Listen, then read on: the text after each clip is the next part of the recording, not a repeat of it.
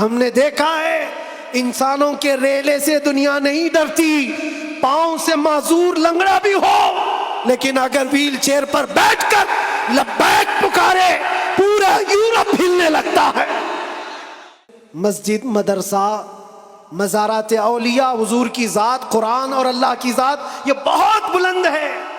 صرف تمہاری داڑھی کی طرف بھی انگلی اٹھانے کی کسی کی ہمت نہ ہوتی اگر تم سچے غلام ہوتے، کیونکہ یہ اللہ کا وعدہ ہے، وَلَا تَهِنُوا وَلَا تَحْزَنُوا وَأَنْتُمُ الْأَعْلَوْنَ إِن كُنتُم مُؤْمِنِينَ۔ تم گھبراؤ مت، پریشان مت ہو، تم سب سے زیادہ بلند رہو گے اگر تم سچے ایمان والے ہو۔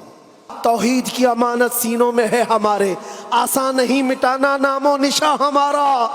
اس بات کو یاد رکھو، تمہارے مٹ جانے سے، میرے قتل ہو جانے سے اسلام نہیں مٹتا، اسلام ختم نہیں ہوتا۔ اندھے لوگ اگر یہ سوچ کر کے بم برسا رہے ہوں، قتل عام کر رہے ہوں، تو انہیں کان کھول کر سوچ لینا چاہیے کربلا کی دھرتی پر امام حسین کے پورے خاندان کو قتل کر دیا گیا، اس وقت جب اسلام نہیں رکا تھا، تو اس سیلاب سے کبھی اسلام نہیں رکنے والا۔ دنیا کو پتہ ہے یہ سویا ہوا شیر جاگ گیا تو بہتوں کی نیند حرام کر دے گا۔ جتنے کتے ہیں سب بل میں چلے جائیں، حقیقت ہے جتنے کتے ہیں سب بل میں چلے جائیں۔ اور مجھے لوگ یہ کہتے ہیں کہ ڈر لگتا ہے، پھر آپ کتا کہہ رہے ہیں۔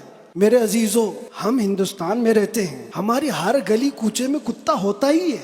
مجھ سے باضابطہ طریقے سے سوال جواب کر رہے تھے، آپ تقریر میں اس طرح سے کہہ رہے ہو، کتا کہہ رہے ہو، کتا کہہ رہے ہو۔ میں نے کہا کس کو کہہ رہے ہو؟ میں نے کہا کتے کو کتا کہا، کس کو کہا جائے گا؟ ہم کتے کو کتا نہ کہیں تو آپ بولے ٹامی بولے، مجھے اس سے لینا دینا نہیں ہے۔ بات یہ ہے کتے کیوں بھوک رہے ہیں اس سے کیا غرض، شیر کیوں سویا ہے اس سے غرض ہے۔ مجھے کون پہچانتا تھا، میں کس خاندان سے ہوں یہ میٹر نہیں کرتا۔ میں اپنے باپ کے نام سے، اپنے خاندان کے نام سے یا کوئی سیاسی عہدہ رکھنے کی وجہ سے نہیں پہچانا جاتا، بلکہ اگر پہچانا جاتا ہوں تو صرف اس بنیاد پر جب تک بکے نہ تھے تو کوئی پوچھتا نہ تھا یا رسول اللہ تم نے خرید کر ہمیں انمول کر دیا، لبیک یا رسول اللہ۔ بارگاہ رسالت مآب صلی اللہ علیہ وسلم میں درود پاک کا ہدیہ پیش کریں۔ اللہم صلی علی سیدنا و مولانا محمد معدن الجود والکرم وآلہ واصحابہ الکرام وابنہ الکریم وبارک وسلم صلاة دائمة سرمدا ابدا۔ پھونکوں سے یہ چراغ بجھایا نہ جائے گا،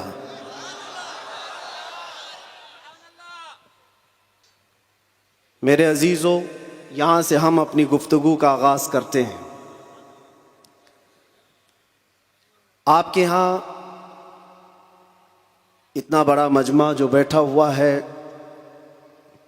میں محسوس کرتا ہوں کہ علم کا ایک قلعہ آپ کے پاس موجود ہے، علماء کا ایک ذخیرہ موجود ہے، اور بہترین بولنے والے علماء ہیں۔ ناظم اجلاس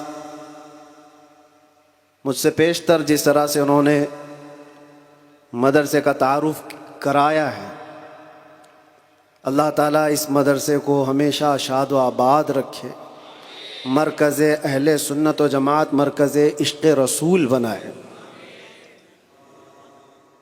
ہماری یہاں پر اتنے لمبے سفر کر کے آنے کی ضرورت نہیں ہوتی، اور میں یہ جانتا ہوں کہ لوگ سننا کم اور دیکھنا زیادہ چاہتے ہیں، اور اس کی وجہ بھی ہے کہ دنیا اپنے اپنے حساب کے مجرے کرنے والے سیلیبریٹیز کو دیکھتی ہے، تو یہ امت محمدیہ ہے، نبی کے قیدی کو دیکھنا چاہتی ہے۔ ظاہر سی بات ہے، جیل سے چھوٹنے کے بعد آدمی چہرہ چھپا کے گھومتا ہے، ہوتا ایسی ہی ہے، جیل کاٹ کے آیا ہے، سزا کاٹ کے آیا ہے، لوگ اس کو دیکھ کر کے تانے مار رہے ہوتے ہیں اور وہ منہ چھپا کر گھوم رہا ہوتا ہے، لیکن یہ قانون ہر جگہ فٹ نہیں ہوتا۔ وہ اور ہوتے ہیں جو چہرہ چھپا کے گھومتے ہیں، جو نبی کے نام پر جاتے ہیں، وہ یہاں بھی چہرہ اٹھا کے جیتے ہیں، اور انشاءاللہ قیامت کے دن بھی چہرہ ان کا سرخرو رہے گا۔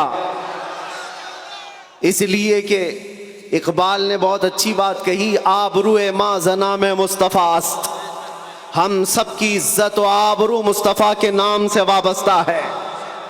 اور اللہ کریم قرآن عظیم میں ارشاد فرماتا ہے وَلِلَّهِ الْعِزَّةُ وَلِرَسُولِهِ وَلِلْمُؤْمِنِينَ، عزت اللہ کی ہے، رسول کی ہے اور مومنین کے لیے ہے۔ ہم نے دیکھا ہے میرے عزیزو، جن لوگوں کو آج سیلیبریٹی کہا جاتا ہے یا پاورفل شخصیت کہا جاتا ہے، سیاست میں آنے کی وجہ سے یا پھر گلیمر کی دنیا میں آنے کی وجہ سے، ٹیلی ویژن کے اوپر آنے کی وجہ سے، ان کے حالات ایسے ہیں کہ جب تک جوانی ہے ان کی چاندنی ہے، اور جب تک ان کا شباب ہے وہ چمک رہے ہیں۔ جہاں چہرے پہ جھریاں پڑ گئی نیا ہیرو آ جائے گا، دنیا ایک نیا ہیرو اپنا ڈھونڈ لیتی ہے، اور یہ دنیاوی حسن و جمال پر اترانے والوں کی زیادہ لائف نہیں ہوتی، وہ برقرار نہیں رہ سکتے۔ نہ ہی سیاست کی کرسی پر بیٹھ کر کے اقتدار جمانے والے، ہم نے ان کو بھی دیکھا ہے، نئی پارٹی آئی اور بوڑھے کو سائیڈ میں لگا دیا گیا۔ اب بوڑھوں کو کوئی پوچھتا بھی نہیں ہے، 40 سال بیچارے خدمت کرتے رہے اور آج ریٹائرمنٹ کی کربناک زندگی گزارنے پر مجبور ہو گئے۔ لیکن یہ مصطفیٰ کی غلامی کی دنیا الگ ہے۔ یہاں حضور پاک صلی اللہ تعالیٰ علیہ وسلم کا غلام ایک عالم دین جتنا بوڑھا ہوتا جاتا ہے اتنی عزت اس کی بڑھتی چلی جاتی۔ یہاں بوڑھوں کی عزت کم نہیں ہوتی، بلکہ اس کو بوڑھا کہاں کہتے ہیں؟ جوان بیٹھے ہوتے ہیں لیکن بوڑھے عالم دین کو فیصل بنا کر بٹھاتے ہیں۔ جو زیادہ عمر والا ہو گیا، وہ تجربے والا زیادہ ہو گیا، اس کی عزت بڑھتی چلی گئی، اس لیے کہ یہ عزت پاؤڈر لالی کی عزت نہیں ہے، یہ میرے مصطفیٰ کے قدموں سے حاصل کی ہوئی عزت ہے۔ ہم نے دیکھا ہے مرشد گرامی حضور تاج الشریعہ بدر الطریقہ کو عمر 75 سال کی ہو گئی، بڑھاپا تھا، لیکن ایک جگہ انہیں بٹھا دیا جائے اور لاکھوں کو ایک طرف، دنیا لاکھوں کو دیکھنا چھوڑ دے گی، اس ایک مرد قلندر پر دیکھتی رہ جائے۔ کیا یہ حقیقت نہیں؟ ان کو دیکھی ہوئی آنکھیں موجود ہوں گی۔ وہ حسن و جمال نبی پاک صلی اللہ تعالیٰ علیہ وسلم کی غلامی سے حاصل کیا ہوا حسن و جمال ہے۔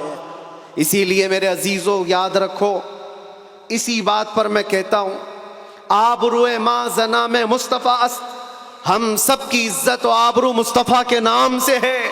ہرچے دری دنیا باد مصطفیٰ است، جو کچھ اس دنیا میں ہمارے پاس ہے وہ نبی کے بعد ہے۔ جو بھی رشتہ ناتا ہے، جو بھی تعلق ہے، وہ سب حضور پاک کے بعد ہے۔ نبی سے ہو جو بیگانہ اسے دل سے جدا کر دے، پدر مادر برادر جان و مال ان پر فدا کر دے۔ یہ ایمان کا تقاضا ہے اور ایمان اسی کا نام ہے۔ اور اعلیٰ حضرت امام اہل سنت فاضل بریلوی کیا فرماتے ہیں؟ ایمان کسے کہتے ہیں؟ اس کی دو چند مثالیں آپ کے سامنے رکھتا ہوں، اور جب یہ ایمان آ جائے تو میرے عزیزو، یہ جو آندھیاں چل رہی، یہ جو طوفان آئے ہوئے ہیں، یہ رخ موڑ لیں گے۔ اس لیے کہ سنا ہے قدسیوں سے میں نے کہ وہ شیر پھر ہوشیار ہوگا۔ اقبال نے کہا تھا، نکل کر کے صحرا سے جس نے الٹ دیا تھا تخت روما کو، سنا ہے قدسیوں سے میں نے کہ وہ شیر پھر ہوشیار ہوگا۔ وہ مکہ کے رہنے والے، مدینہ طیبہ کی چٹائیوں پر بیٹھنے والے، ایک کھجور پر پورا دن اکتفا کرنے والے، پیوند لگے کپڑے پہننے والے، وہ رسول پاک کے غلام، لیکن نکلے تھے مکہ سے پیوند لگے کپڑے بغیر چپل کے۔ اس وقت کی دو سپر پاور طاقتوں کو گھٹنے ٹیکنے پر مجبور کر دیا تھا۔ تخت روما کو الٹ دیا تھا، رومن ایمپائر، اور پرشین ایمپائر جن کو قیصر و کسریٰ کہا جاتا ہے، دونوں کو جھکنے پر مجبور کر دیا تھا۔ تاریخ کی یہ سچائیاں بتاتی ہیں۔ کون لوگ تھے وہ؟ خالد بن ولید، سیف اللہ المسلول، 4 لاکھ صلیبیوں کے سامنے مقابلے کے لیے کھڑے تھے۔ تو صلیبیوں کے بادشاہ نے کہا تھا کہ یہ عرب کے بدو یہ عرب کے دیہاتی لوگ ہم سے لڑنے آئے جو رومن ایمپائر کے فوجی ہیں، اسلحے سے لیس ہیں، طاقت سے بھرپور ہیں، تو خالد بن ولید نے کیا کہا تھا جانتے ہو؟ آپ نے کہا تھا رومیو، جس طرح تمہارے فوجی شراب پسند کرتے ہیں، ہم وہ فوج لے کر کے آئے ہیں، تمہاری شراب سے زیادہ ہم شہادت پسند کرتے ہیں۔ یہ وہ لوگ ہیں جو شہادت کے لیے جیتے ہیں۔ عزیزان گرامی وقار، وہ ایمان کامل جب آ جائے تو پھر یہ طوفان اور یہ آندھیاں اپنا رخ موڑ لیں گی۔ آج وجہ یہی ہے، ان سے پھرے جہاں پھرا پھرائی کمی وقار میں، ان کے جو ہم غلام تھے خلق کے پیشوا رہے۔ حضور پاک صلی اللہ تعالی علیہ وسلم کی غلامی سے جہاں کہیں تم منہ پھیرو گے، تھوڑا سا بھی ہٹو گے، عزت نکال لی جائے گی، عزت ختم کر دی جائے گی۔ تمہیں جو مرتبہ ملا ہے وہ خیر امت ہونے کا، وہ حضور کی غلامی کی وجہ سے ملا ہے۔ عمر ابن خطاب رضی اللہ تعالیٰ عنہ 36 لاکھ اسکوائر کلومیٹر پر حکومت کرتے تھے۔ تب آپ نے یہ نہیں کہا خطاب کا بیٹا عمر اتنے بڑے خطے پر نگران حکومت کر رہا ہے، بلکہ آپ نے کہا تھا ہمیں آج جو عزت ملی ہے وہ حضور کی غلامی کی وجہ سے ملی۔ وہ فخر یہ کرتے تھے۔ خالد بن ولید 125 جنگوں میں گئے، ہر جگہ فتح یابی، ہر جگہ فتح۔ کبھی خالد بن ولید نے یہ نہیں کہا میرے بازوؤں میں وہ طاقت ہے کہ میں ہر پہلوان کو زیر کر دیتا ہوں، جس جنگ میں جاتا ہوں فتح کے جھنڈے گاڑ دیتا ہوں۔ نہیں، خالد بن ولید کا ایمان تو یہ تھا کہ ان کے سر پر ایک ٹوپی تھی جس میں حضور کے 3 موئے مبارکہ تھے۔ وہ فتح کا صحرا انہی موئے مبارک کو دیتے اور کہتے یہ نسبت میرے ساتھ ہے، اس لیے اللہ مجھے ہر جگہ فتح عطا کرتا ہے۔ انہیں جو عزتیں ملی تھی دنیا میں، جو اقتدار ملا تھا، وہ حضور کی غلامی کی بنیاد پر، اور آج ہمارے پاس جو عزت ہے وہ حضور کی غلامی کی وجہ سے۔ نبی پاک صلی اللہ تعالی علیہ وسلم کی بات کرتے رہو۔ ایک جملہ میں اکثر کہا کرتا ہوں، ان کی بات کرو ہر دل پہ راج کرو، ان کی بات کرو ہر دل پہ راج کرو۔ دیکھنا آپ جو اس مذہب میں اس طریقے پر جتنا بڑھتا جاتا ہے اللہ اس کی عزت میں اضافہ کرتا ہے۔ تم اگر 70 دروازوں میں بند ہو کر کے بھی بیٹھے رہو، اللہ تمہاری محبت خلق کی دلوں کے اندر ڈالتا ہے۔ ہم نے ایسے ایسے علاقوں کا سفر کیا جس کا نام میں نے زندگی میں کبھی سنا ہی نہیں، گاؤں ہے، دیہات ہے۔ راجستھان کے علاقے سے کچھ حضرات آئے تھے، نہایت غریب علاقے کے لوگ، اور مجھ سے بعد رمضان آ کر ایک مفتی صاحب تھے، اس کے نمائندے تھے، انہوں نے کہا ہمارے قافلے میں یا جس جگہ سے میں نمائندہ بن کر کے آیا ہوں وہاں کے لوگوں میں غریب لوگ ہیں، 3 مہینے تک انہوں نے صرف آپ کے لیے روزے رکھے، مطلب اللہ رب العزت کے لیے، کہ آپ جب اندر تھے ان روزوں کے ذریعے سے اللہ تبارک و تعالی رحم فرمائے۔ یہ باتیں میں نے ایک جگہ سے نہیں، دنیا کے کتنے خطوں سے سنا۔ ہر جگہ سے لوگ یہ جو دعاؤں کا سلسلہ رکھے ہوئے تھے، کس نے ان کو دعاؤں کے لیے آمادہ کیا تھا؟ کون ہے؟ یہ ساری خلقت مجھے پہچاننے والی کیسے بن گئی؟ ان کے دلوں کے اندر کون ڈالا کہ 8 مہینے دروازوں کے اندر ایسا بند تھا کہ میرے بچے مجھے نہیں دیکھ سکتے تھے، میرے بھائی بہن مجھے دیکھ نہیں سکتے، مجھے ملاقات کرنے کی بھی اجازت نہیں دی جاتی۔ جب اتنے دروازوں کے اندر بند رکھا گیا تھا جہاں چڑیا بھی نہ اڑے، لیکن میں نے یہ محسوس کیا لاکھوں دلوں میں اللہ رب العزت نے محبت ڈال رکھی تھی۔ اس کی وجہ یہ ہے، چوری کر کے گیا ہوتا، لوٹ مار کر کے گیا ہوتا تو لوگ یہی کہتے کہ کچرا تھا چلا گیا۔ حضور پاک کی بات کر کے جائے تو مرنے کے بعد بھی اللہ اس کو دلوں کے اندر زندہ رکھتا۔ یہ تو قید خانے کے اندر گیا جہاں سے آنے کی امید ہوتی ہے، قبر کے اندر بھی جائے تو اللہ تعالیٰ اس کا نام زندہ رکھتا ہے۔ اسی لیے میرے عزیزوں، ایک نقطے کو سمجھ جاؤ، حضور پاک صلی اللہ تعالی علیہ وسلم کی محبت اور ان کی غلامی یہ اصل ایمان ہے. اور یہ ایمان جس وقت آ جائے بڑے بڑے طوفانوں کا وہ مقابلہ کر سکتا ہے. آج پوری دنیا کے مشاہدے سے یہ پتہ چلتا ہے ہنگامے اتنے ہو چکے، اتنے خطرناک طریقے سے امت کو لرزا دیا گیا ہے، لیکن اس امت کا حال یہ ہے کہ یہ خواب گراں میں ہے، یہ ایک لمبی نیند میں ہے. ہمارے نوجوان، وہ بچے جن کو میں آج بھی نشے کے اڈوں پر دیکھتا ہوں تو دل روتا ہے. جیل کے قیدیوں میں اکثر وہ لوگ تھے جو نشہ کرتے تھے یا بیچتے تھے، پکڑے گئے اور اندر آئے. نام کتنے اچھے ہیں تمہارے اور کام کس طرح کے ہیں. کئی لوگوں نے توبہ کیا، لیکن وہ ایک جیل کی بات نہیں، یہاں تقریباً 10 جیلوں میں یہی حال ہے.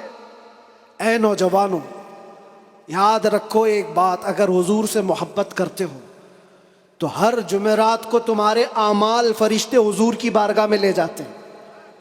ہر جمعرات کو فرشتے تمہارے نام کے ساتھ حضور کی بارگاہ میں پیش کرتے ہیں، فلاں بن فلاں نے ہفتے بھر یہ کام کیے. حضور پاک صلی اللہ علیہ وسلم فرماتے ہیں میں اپنے ہر امتی کو اس کے باپ کے نام سے پہچانتا ہوں، ہر امتی کو پہچانتا ہوں.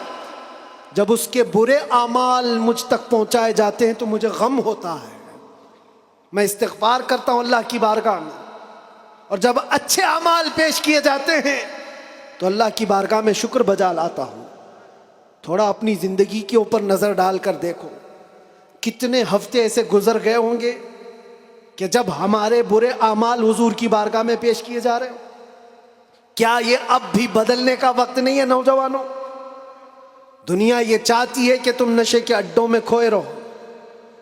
کچھ علاقوں میں ایسے بھی میں نے دیکھے ہیں جہاں بڑے بڑے لوگوں کا انہیں سپورٹ ہے کہ کرو تم نشہ، بیچو تم نشہ، تمہاری نسلیں برباد ہو جائیں، تمہارا علاقہ برباد ہو جائے. آج سے صرف 70 سال پہلے کی بات ہے، ہمارے اس ملک میں ایجوکیشن لیول اس وقت بھی مسلمانوں کا سب سے اوپر تھا. اور آج آپ بخوبی دیکھ سکتے ہیں کس طرح سے ہمیں پکارا جا رہا ہے، کیسے ہمیں تانے دے کے سارے ڈیبیٹ کیے جا رہے ہیں. کہاں کہاں تمہیں پنچر مین کہا جاتا ہے. کیوں؟ یہ وہ قوم ہے جو پوری دنیا کو علم سکھانے آئی ہے. خیر امت تم تھے، ان سے پھرے جہاں پھرا پھر آئی کمی وقار. آپ کو ایک بات میں بتاؤں، یہ رونا کب تک روتے رہو گے؟ یہ ہماری جائیدادیں لوٹ رہے ہیں، یہ ہمارے وقف کی املاک کو ہڑپ کرنے جا رہے ہیں. دین پر، قرآن پر، اسلام پر، حضور کی ذات پر، ہر چیز پر نشانے اور ہر چیز پر انگلیاں اٹھائی جا رہی. تم کب تک احتجاج کرتے رہو گے؟ کب تک سڑکوں پر آؤ گے؟ کب تک اپنی آوازیں اٹھا کر کے پوچھتے رہو گے؟ کیا تمہارا کام صرف اتنا ہی رہ گیا؟ ایک بات یاد رکھو، جو ڈاکو ہوتا ہے اس کا کام ہی ہے لوٹنا. آج وہ کیا لوٹ رہے ہیں، کس پر ڈاکہ ڈال رہے ہیں، میں اس کی بات نہیں کرتا. مجھے رہزنوں سے غرض نہیں، تیری رہبری کا سوال ہے. تم امت مصطفیٰ ہو، تم کن کاموں میں مصروف ہو یہ دیکھنے کی بات ہے. مجال نہیں ہوتی میرے عزیزوں. مسجد، مدرسہ، مزارات اولیاء، حضور کی ذات، قرآن اور اللہ کی ذات یہ بہت بلند ہے. صرف تمہاری داڑھی کی طرف بھی انگلی اٹھانے کی کسی کی ہمت نہ ہوتی اگر تم سچے غلام ہوتے، کیونکہ یہ اللہ کا وعدہ ہے، وَلَا تَهِنُوا وَلَا تَحْزَنُوا وَأَنْتُمُ الْأَعْلَوْنَ إِن كُنتُم مُؤْمِنِينَ. تم گھبراؤ مت، پریشان مت ہو، تم سب سے زیادہ بلند رہو گے اگر تم سچے ایمان والے ہو. اور ایمان کسے کہتے ہیں؟ ایمان کسے کہتے ہیں؟ لا یؤمن احدکم حتی اکون احب الیہ من والدہ وولدہ والناس اجمعین. یہ میرے آقا صلی اللہ علیہ وسلم فرماتے ہیں تم میں سے اس وقت تک کوئی پورا مومن نہیں ہو سکتا جب تک کہ ساری دنیا تمہارے مال، اولاد، ماں باپ سب سے زیادہ مجھ سے محبت نہ کرے. اور ابھی میں سوال کرتا ہوں، سارے ہاتھ بھی اٹھا دیں گے، بہت سارے کھڑے بھی ہو جائیں گے، جوش میں بھی آ جائیں گے۔ صرف اگر میں اتنا پوچھوں، کیا آپ اپنے نبی پاک صلی اللہ علیہ وسلم سے اپنی جان سے زیادہ محبت کرتے ہیں؟ میں ہاتھ اٹھانے نہیں کہہ رہا ہوں، سب تو کہتے ہیں۔ یہ سوال ایسا ہے، حضرت ابوبکر شبلی کہتے ہیں، اسی سوال سے میں ڈرتا ہوں ہمیشہ، کہ اگر کوئی پوچھ لے مجھ سے، کیا تو حضور پاک صلی اللہ علیہ وسلم سے اپنی جان سے زیادہ محبت کرتا ہے؟ اس سوال سے تو میں ڈرتا ہوں۔ پوچھا گیا کیوں؟ کہا اس سوال کے جواب میں اگر نہ کہہ دیا تو ایمان ہی چلا گیا، وہ آدمی کا ایمان ہی ختم ہو گیا، اور اگر ہاں کہتا ہوں تو میرے اعمال مجھ کو کوستے ہیں۔ کہاں تو جان سے زیادہ محبت کی بات کر رہا ہے، اور کہاں تیرے عمل جس سے محبت کی جاتی ہے؟ تقاضا یہ ہے اپنا ہر عمل اپنے محبوب کے عمل کے مطابق ہونا چاہیے۔ اور حضور اکرم صلی اللہ علیہ وسلم نے یہ بھی فرمایا، لا یؤمن احدکم حتی یکون ہواہ تبعا لما جئت بہ، تم میں سے اس وقت تک کوئی مکمل مومن نہیں ہو سکتا جب تک وہ اپنی خواہشات کو میری مرضی کے مطابق نہ بنا دے۔ تمہاری اپنی خواہشات جو تم کہتے ہو نا، یہ ہماری لائف ہے، ہمیں انجوائے کرنے دو، ہماری لائف ہے، ہمیں جینے دو۔ کسی جوان کو پکڑ کر کے کہو، مولانا صاحب ابھی تو ہماری 20-25 سال کی عمر ہے، جینے دو، عیش کرنے دو۔ اے نوجوان، تجھے پتہ ہی نہیں، یہ تیری زندگی نہیں ہے، یہ تیری لائف نہیں ہے۔ زندگی یہ نہیں کسی کی کسی کے لیے، زندگی ہے نبی کی۔ نہ سمجھ مرتے ہیں زندگی کے لیے، جینا مرنا ہے سب کچھ نبی کے لیے۔ ہماری اپنی زندگی کا ہے، جو ملی ہے زندگی یہ حضور کے لیے ملی ہے، یہ امانت ہے۔ ابھی آپ نہیں سن رہے تھے امام اہل سنت فاضل بریلوی نے کیا فرمایا؟ جب بندہ اس مقام کو پہنچ جاتا ہے نا کہ اپنا سب کچھ حضور کے لیے قربان کرتا ہے اور پورا مومن بنتا ہے، تب جا کر کے وہ کہتا ہے، یا رسول اللہ، دہن میں زباں تمہارے لیے، بدن میں ہے جان تمہارے لیے، ہم آئے یہاں اور اٹھے بھی وہاں۔ یہ کب کہتا ہے بندہ؟ جب اس کا ایمان مکمل ہو جائے، میرا اپنا کچھ نہیں ہے، جو کچھ ہے وہ حضور کا ہے۔ دہن میں زباں تمہارے لیے، بدن میں ہے جان تمہارے لیے، ہم آئے یہاں تمہارے لیے، اٹھے بھی وہاں تمہارے لیے۔ یہ صحابہ کا مسلک تھا میرے عزیزوں، انہوں نے اپنے سارے رشتے حضور پاک کی مرضی پر لا کر ختم کر دیے تھے۔ سارے رشتے اگر حضور سے جدا ہیں تو ان کا کوئی رشتہ نہیں تھا، کوئی رشتہ نہیں تھا۔ آج ہمیں اس ایمان کو زندہ کرنا ہے۔ یہ عہد کر کے جاؤ، بڑے بڑے نعرے لگا کر، بڑے بڑے جلسے کر کے، جلوس کر کے، یا سڑکوں پر آ کر کے اگر تم یہ سوچتے ہو شکتی پردرشن سے بہت کچھ ہو جائے گا، دنیا جھکتی نہیں ہے۔ انسانوں کے ریلے سے نہیں ڈرایا جا سکتا۔ ہم نے دیکھا ہے انسانوں کے ریلے سے دنیا نہیں ڈرتی، پاؤں سے معذور لنگڑا بھی ہو لیکن اگر ویل چیئر پر بیٹھ کر لبیک پکارے پورا یورپ ہلنے لگتا ہے۔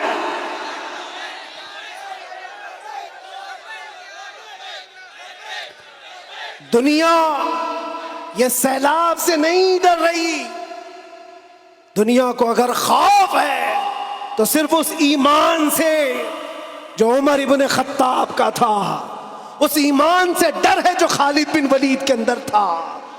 اسی لیے انگریز آج سے 100 سال پہلے کیا کہہ کر کے گئے تھے پتہ ہے؟ ہمارے بارے میں یہ کہہ کر کے گئے تھے، یہ فاقہ کش موت سے ڈرتا نہیں، ذرا روح محمدی اس کے بدن سے نکال دو۔ وہ یہ کہتے تھے روح محمدی اس کے بدن سے نکال دو۔ ڈر اسی بات سے ہے، ڈر اسی بات سے ہے۔ جہاں روح محمدی آ گئی، دنیا کو پتہ ہے یہ سویا ہوا شیر جاگ گیا تو بہتوں کی نیند حرام کر دے گا، جتنے کتے ہیں سب بل میں چلے جائیں گے۔ حقیقت ہے جتنے کتے ہیں سب بل میں چلے جائیں. اور مجھے لوگ یہ کہتے ہیں کہ ڈر لگتا ہے، پھر آپ کتا کہہ رہے ہیں. میرے عزیزو، ہم ہندوستان میں رہتے ہیں، ہماری ہر گلی کوچے میں کتا ہوتا ہی ہے. مجھ سے باضابطہ طریقے سے سوال جواب کر رہے تھے، آپ تقریر میں اس طرح سے کہہ رہے ہو، کتا کہہ رہے ہو، کتا کہہ رہے ہو. میں نے کہا کس کو کہہ رہے ہو؟ میں نے کہا کتے کو کتا کہا. کس کو کہا جائے گا؟ ہم کتے کو کتا نہ کہیں تو آپ بولے ٹامی بولے. عزیزان گرامی وقار، مجھے اس سے لینا دینا نہیں ہے. بات یہ ہے کتے کیوں بھوک رہے ہیں اس سے کیا غرض، شیر کیوں سویا ہے اس سے غرض ہے. شیر کیوں سویا ہے اس سے مجھے غرض ہے. نبی پاک صلی اللہ تعالیٰ علیہ وسلم کی امت بزدل تو نہیں ہو سکتی، بزدل نہیں ہو سکتی. ہم کفن بردوش ہیں. ہم دنیا میں آئے اللہ اکبر سن کر کے آئے، اور جائیں گے تو اللہ اکبر سن کر جائیں گے. ہے یا نہیں؟ پیدا ہوئے تھے تو کانوں میں کیا سن گے؟ کسی مولوی صاحب نے اذان دی تھی کہ نہیں دی تھی؟ اللہ اکبر کہا تھا کہ نہیں کہا تھا؟ ارے جس دن پیدا ہوئے تھے اسی دن کہا تھا. کیوں کہا تھا؟ یہ تجھے پتا چلے اللہ اکبر کا مطلب اللہ سب سے بڑا ہے، باقی کوئی بڑا نہیں ہے. دوسرے سے ڈرنے کی ضرورت نہیں، اللہ سب سے بڑا ہے. اور جب مرو گے تو امام صاحب جنازے پہ کھڑے ہو کر کے کیا کہیں گے؟ نماز کے لیے رکعت باندھیں گے کہ نہیں؟ اللہ اکبر جاتے ہوئے بھی ہمارا یہ قانون ہے کہ وہ اللہ کو سب سے بڑا مان کر کے جا رہا ہے. تو پھر یہ بیچ کی زندگی میں ایرے غیرے نتھو کھیرے سے ڈر کیوں؟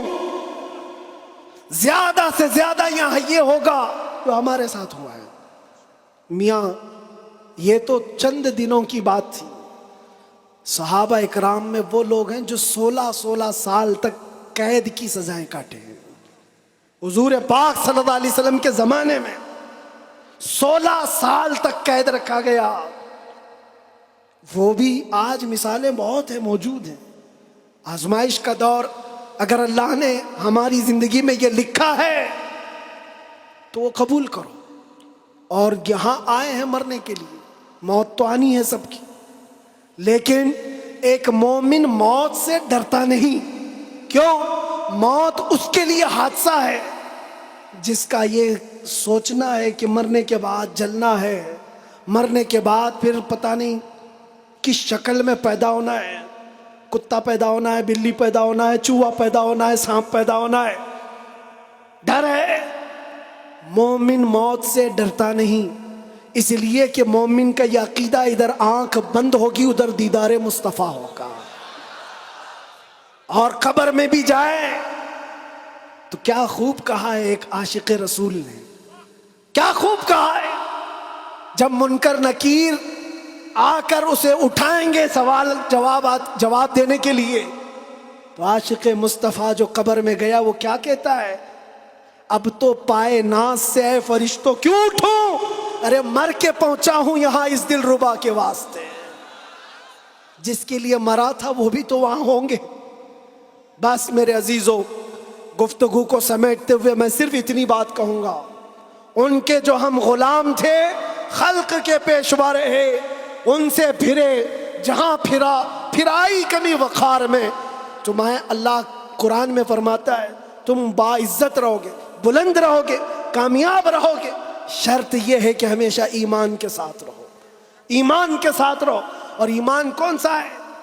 مسجد میں تم سچے ہو گئے، بازار میں جھوٹے ہو گئے، یہ ایمان کا تقاضا نہیں ہے. تم تجارت پر بیٹھے ہو، لوگوں کو دھوکہ دے رہے ہو یا پھر چیٹنگ کر رہے ہو، یہ ایمان کا تقاضا نہیں. ایک صحابی رسول ہیں حضرت نعمان، ایک ملک گئے، وہ بادشاہ عیسائی تھا.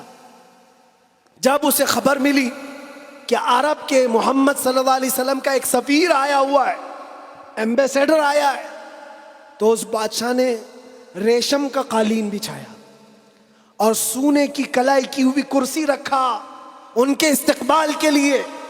لیکن جب وہ آئے صحابی رسول حضرت نعمان اپنی تلوار سے انہوں نے وہ قالین کو ہٹا دی. جو ریشم کا قالین بچھا ہوا تھا ہٹا دیا. کہا میں زمین پر چل کر جاؤں گا. پھر جب کرسی دیکھی سونے کی ہے ہٹا دیا. کہا میں عام کرسی پر بیٹھوں گا. بادشاہ نے کہا اتنا ایٹیٹیوڈ ہے, ہم نے آپ کے عزت کے لیے سب کیا تھا, ہم بہت عزت کرتے ہیں آپ کی. محمد صلی اللہ علیہ وسلم کے آپ سفیر بن کر کے آئے.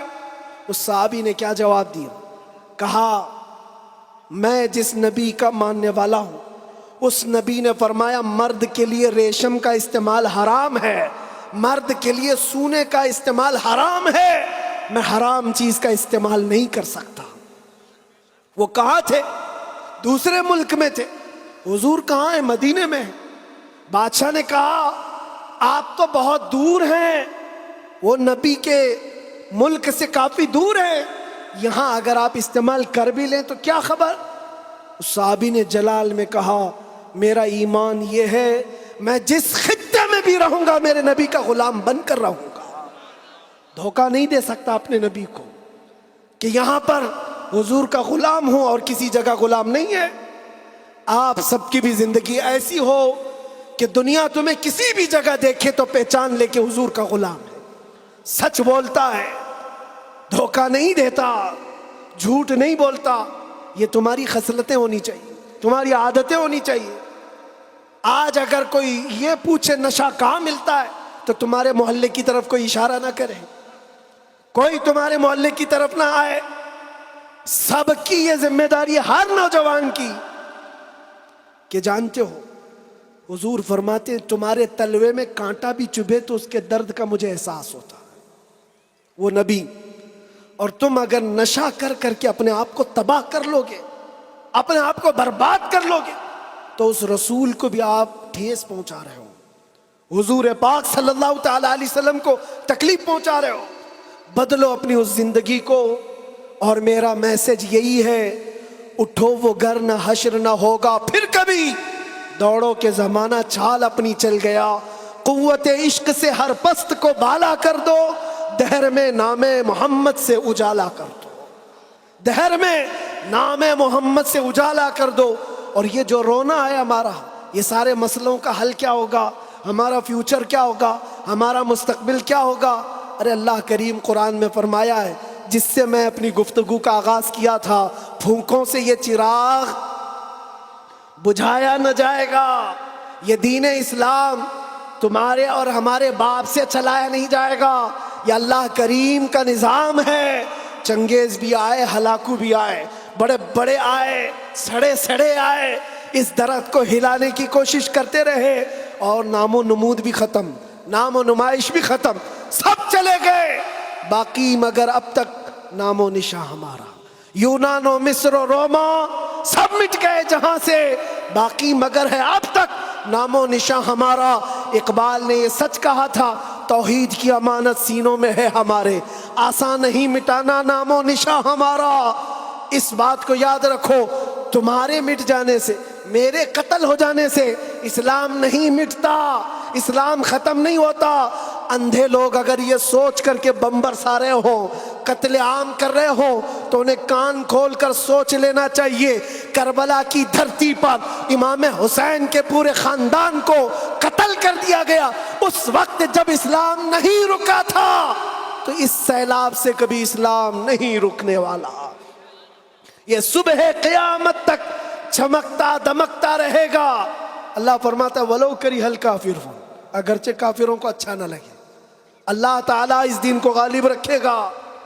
آپ بدلو اپنی زندگی کو, سچے مسلمان بنو, سچے اسلام کی پیروی کرو, تاکہ دنیا کو آج جو یہ پروپیگنڈا پھیلا کر کے سمجھایا جا رہا ہے اس پروپیگنڈے کو بدل کر کے دکھاؤ کہ نہیں, جھوٹ ہماری خصلت نہیں ہے, بددیانتی ہماری عادت نہیں ہے, بلاتکاری ہم میں سے نہیں ہو سکتے, چور چمار ڈاکو نشہ خوری یہ ہم میں نہیں ہو سکتی. یہ ساری خصلتوں کو اپنے معاشرے سے دور کر کے پھر پھر ثابت کر کے بتاؤ کہ حضور پاک کا غلام جدھر سے گزرتا ہے خوشبوئیں پھیلا کر جاتا ہے. اور عزت پھر تم دیکھو گے میرے عزیزوں, عزت فوج جمع کرنے کا نام طاقت نہیں ہے, ایمان کی قوت بڑھانے کا نام اصل طاقت ہے. یہ طاقت واپس آ جائے انشاءاللہ العزیز. ایک جملہ کہتا ہوں, سنو, کان کھول کر سنو, بہت اچھی بات ہے. یہ میری پوری تقریر کا خلاصہ, لب لباب, حاصل کلام. کیا کیا چیزیں تمہیں چاہیے, کیا کیا چیزیں چاہیے؟ تخت چاہیے, سیاست چاہیے, قیادت چاہیے, حکومت چاہیے, ایجوکیشن میں مہارت چاہیے, بڑی کامیابی چاہیے. کیا کیا چاہیے؟ زمین چاہیے, جائیداد چاہیے, اوپر تک اڑنا آنا چاہیے. کیا کیا چاہیے؟ سب جمع کر لو. ایک ہی چیز ہے, ایک ہی چیز ہے کہ محمد سے وفا تو نے تو ہم تیرے ہیں. یہ جہاں چیز ہے کیا؟ لوح و قلم تیرے ہیں, لوح و قلم تیرے ہیں. اور آج ہم نے محسوس کیا ہے, مجھے کون پہچانتا تھا, میں کس خاندان سے ہوں یہ میٹر نہیں کرتا. میں اپنے باپ کے نام سے, اپنے خاندان کے نام سے یا کوئی سیاسی عہدہ رکھنے کی وجہ سے نہیں پہچانا جاتا, بلکہ اگر پہچانا جاتا ہوں تو صرف اس بنیاد پر جب تک بکے نہ تھے تو کوئی پوچھتا نہ تھا, یا رسول اللہ تم نے خرید کر ہمیں انمول کر دیا. لبیک یا رسول اللہ.